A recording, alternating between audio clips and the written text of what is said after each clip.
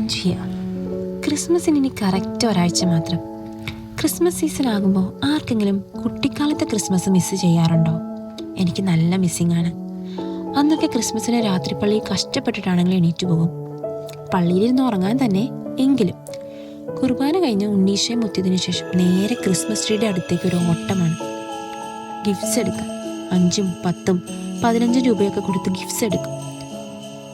ഇപ്പം പ്രതീക്ഷിക്കും first prize കിട്ടുമെന്ന്, പക്ഷെ കിട്ടില്ല കേട്ടോ.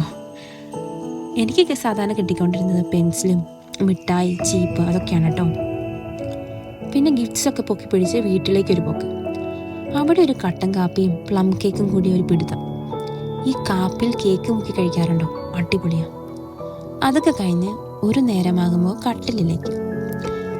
രാവിലെ നമ്മളെ മാടി വിളിക്കുന്നത് മമ്മിയുടെ അടിപൊളി ചിക്കൻ കറിയുടെ മണാട്ടോ. ബ്രേക്ക്ഫാസ്റ്റൊക്കെ കഴിച്ചതിന് ശേഷം അടുത്ത കലാപരിപാടി എന്താണെന്നല്ലേ? പുൽക്കൂട്. ഞങ്ങൾക്ക് വലിയൊരു കോമ്പറ്റീഷൻ തന്നെയായിരുന്നു പുൽക്കൂട് കെട്ടൽ. ഞാനും ചേട്ടായ അനിയത്തിയൊക്കെ ആദ്യം തന്നെ ഉണ്ണീശപ്പുല്ല് പറിക്കാൻ പറമ്പിലേക്ക് പോകും. ഇപ്പോഴും അതൊക്കെ ഓർമ്മയുണ്ട്. മത്സരത്തിൽ മുറുകിയപ്പോൾ ഒരു തവണ ഞങ്ങളുടെ പുൽക്കൂട്ടിൽ രാജാവിൻ്റെ കൊട്ടാരവും ഹൈവേ റോഡ് വരെ ഉണ്ടായിട്ടുണ്ട് കേട്ടോ. പിന്നെ വൈകുന്നേരം ഒരു 6 മണിയോടുകൂടി കരോൾ ആരംഭിക്കും.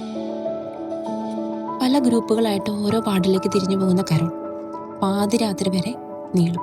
കൊട്ടും പാട്ടും വീട്ടിലിരുന്നാൽ തന്നെ ഈ സൗണ്ട് മുഴങ്ങിക്കേക്കും.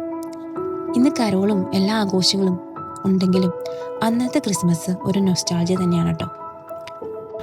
അങ്ങനെ കുട്ടിക്കാലത്തെ ക്രിസ്മസിൻ്റെ നല്ല ഓർമ്മകളുമായി ഈ വരുന്ന ക്രിസ്മസ് നമുക്ക് ആഘോഷിക്കാം അല്ലേ? ഈ വീഡിയോ കാണുന്ന എല്ലാവർക്കും എൻ്റെ അഡ്വാൻസ്ഡ് ഹാപ്പി ക്രിസ്മസ്.